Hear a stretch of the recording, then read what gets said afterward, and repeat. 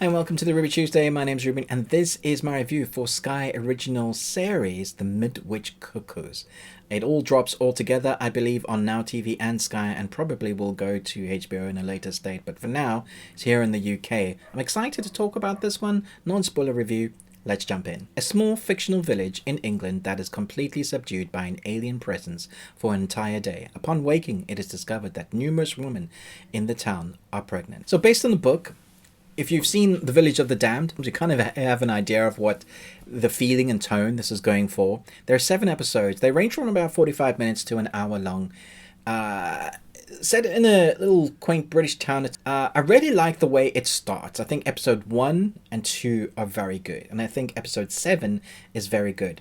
There is, however, a lull in the middle where it feels like those episodes have been stretched. Now, often British TV series, you can get 3 to 4 episode seasons, and they're quick, they're cut really well, it's punchy, the tone, the shift and everything. Even though sometimes you have a drawn out series, it feels like it's the right pacing for this one. I do feel like this was outstaying its welcome. It took too long to get to the point or the story. It's also not nearly as scary. If you're hoping this is going to be really creepy, it's not that. It's all these women wake up pregnant at the same time. Everybody has fallen down, everybody wakes up, and the government comes in and basically stops people from leaving. And it's like a government experiment to see what happens. And there is a time passing, so it's not just on them being pregnant. You see the kids very young, and then some time will pass, and then the kids will be older as the episodes go on. And I think everybody acts really well. I think everybody does a really great job. Even the kids have that really kind of...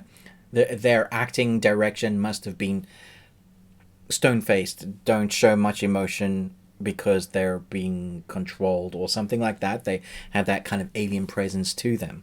I just would have liked it to be more creative in its, I guess, feeling and tone in kind of the horror. I wish they would have embraced it, because this comes across as it's creepy sometimes, but it's mostly drama. And there's some tangent relationships that they go off on. But I wanted to know more about the actual kids, or the why. You get a little bit of that, but it really draws that out until the end. Last episode, you get some story reveals. Unfortunately, I thought this would have been a one and done. It does feel like they're setting it up for a second season. And I'm like, is there really enough story there to do a second season of this? Especially if you were stretching it out. So I thought the acting was great. The cinematography looks good. I thought the score was excellent when it needed to be that kind of somber tones or creepiness. They brought that in well. There are moments when the kids are doing great jobs. You've seen it in the trailer probably, where kids are going shh, and you do feel worried for some characters. I just felt like they needed to embrace a bit more horror. They need to go more adult. It doesn't feel like they ever really got there. So 7 episodes long. Could have been 3 to 4. I think 4 would have been a good. Could have knocked out some of that pacing, some of that stretching out. I'm not saying that I didn't enjoy it. I did. And I sat through, I think it took me a couple of days to get through the 7 episodes. I enjoyed the performances. I enjoyed what they did with the story. But when there's been an adaptation of the book that's done it in a film, and those were good, I'm wondering if we needed 7 episodes. Does that make sense? So it's good. It's enjoyable. I like what they did with it. I like the performances. I like the costume design. The locations all has a nice kind of airiness to it. Reminds me a little bit of that Cornetto trilogy sort of alien film. Doesn't have the comedy of that. I don't know if there's a standout or somebody that I was rooting for. That's probably the biggest thing.